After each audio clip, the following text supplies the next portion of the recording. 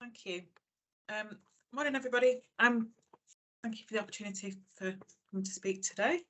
I'm Sarah Axford. I'm representing the Scottish Borders Violence Against Women Partnership. I'm also the service manager for Children First in Scottish Borders, and we've had a domestic abuse recovery service for children and young people for the last 15 years. And we're also an active Violence Against Women member locally.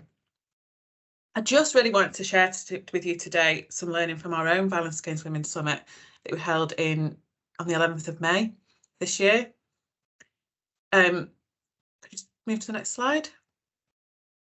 So the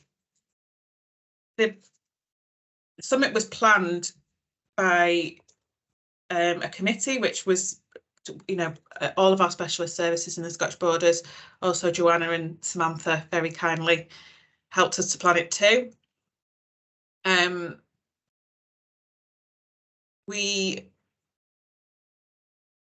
So our service was part of the planning committee, along with Scottish Borders Great Crisis, Border Women's Aid, our partners in SBC, Scottish Borders Council, Safer Communities, and the Violence Against Women Coordinator.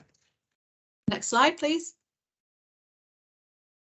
So really, we planned our summit with the following aims. We wanted attendees to be more aware of gender-based violence and the impact of gender-based violence on victims and survivors. So we wanted that to be the response. We tasked attendees to make a collective commitment to address the key themes highlighted in the response and identify really, agency actions that could be taken. So that was the reply. And we wanted really to formulate key messages together. And that's going to be part of our Equally Safe strategy for 2023. So, and we are just about to publish our reply as the outcome of our summit. So unfortunately, I can't, present that to you today, but we'll hopefully share that at some point in the very near future. Next slide. So this is what we did. So the summit was chaired by Dr. Leslie Orr. So those of you who don't know Leslie's a research fellow at the University of Edinburgh, but a passionate activist in gender and social justice. So we felt really lucky to have Leslie on board. The summit was attended by most strategic leaders we invited from the council, police, health and third sector.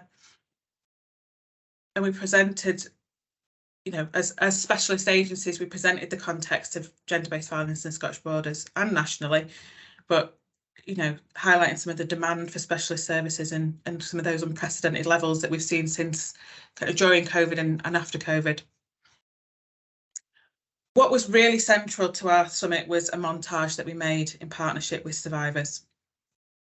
I would have loved to have been able to show you that today as well, but we really had some boundaries around that, and the women that took part in the montage, we were really clear that we were only going to use their stories for that summit, so we haven't shared that anywhere else.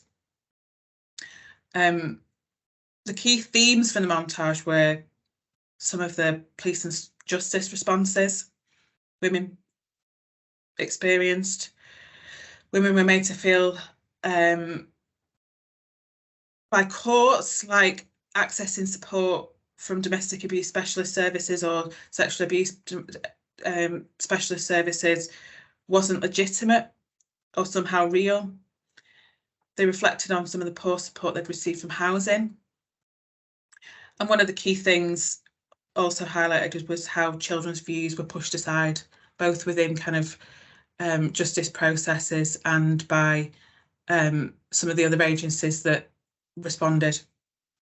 And just to reflect, I was just reflecting on some of Marsha's comments about the commitments that have been made, and we need to remember, as also in the Children in Scotland Act, we made commitments in 2020 to improve practice in courts around children's views, and that's still not being implemented. Next slide. So we facilitated some smaller groups. So we played the montage, and we asked people to go away into smaller groups and to reflect and to really think about the response and the reply. And I just wanted really to pick out some key themes from those discussions, and particularly for children and young people. So we asked the question, what commitment would you like to see partners across the borders collectively making reply to the issues that have been discussed today. There is a very active discussion, very lively. There were lots of honest reflections from the groups. And so I'm just going to pick out some of those highlights. Trauma training. I mean, that was kind of one of the things that we reflected. Has the pace of rollout locally has been really slow. It's been delivered in a pretty siloed approach. So some people have had it, some people haven't. You know, and really there was a reflection that it needs, you know, trauma-informed training and really kind of domestic abuse-informed training needs to be inform a shift in practice culture. There was a reflection about providing children and young people with trauma-informed recovery spaces. Child's rights training was a key thing that came out.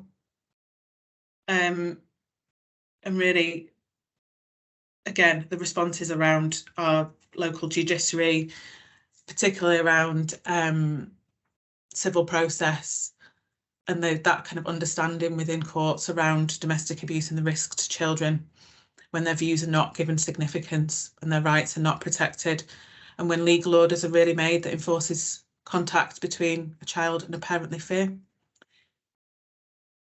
And really, there was a reflection around a whole system's commitment to Safe and Together. So we are a Safe and Together local authority, but again, the rollout of that has been challenging, shall we say.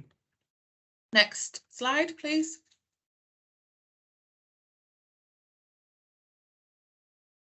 And the next question we asked was, what actions will you take within your own organisation to support this commitment?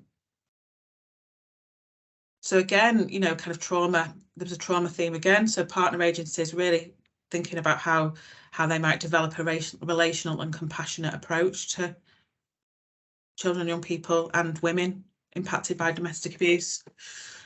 Continuing to champion children and women's rights within decision-making process. So that's, you know, that's across our court system, but also our hearing system too. We're repeatedly seeing joint hearings and domestic abuse cases, and, you know, not recognising the impact of domestic abuse within that. And reflecting on early intervention, and really this was about education with young people about healthy and respectful relationships. So I was really kind of reflective listening to Fiona's presentation around relationship, the need for education around relationship abuse. And then within, you know, there was some reflection within Children First around, you know, the developing of the first Burns House in Scotland and developing access to child-friendly, non-traumatising justice. Next slide. And the last question we asked was really about what actions will you support or challenge other local or national partners to take to ensure this commitment is achieved. So we're really talking about the child's rights legislation in the UNCRC and really needing to consider violence against women and girls as a child's rights issue.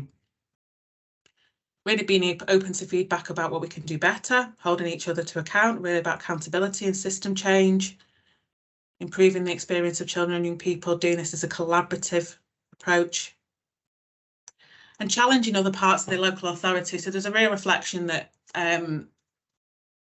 you know, violence against women and girls was really a problem for certain parts of the local authority and certain parts, you know, sort of certain organisations, and really that kind of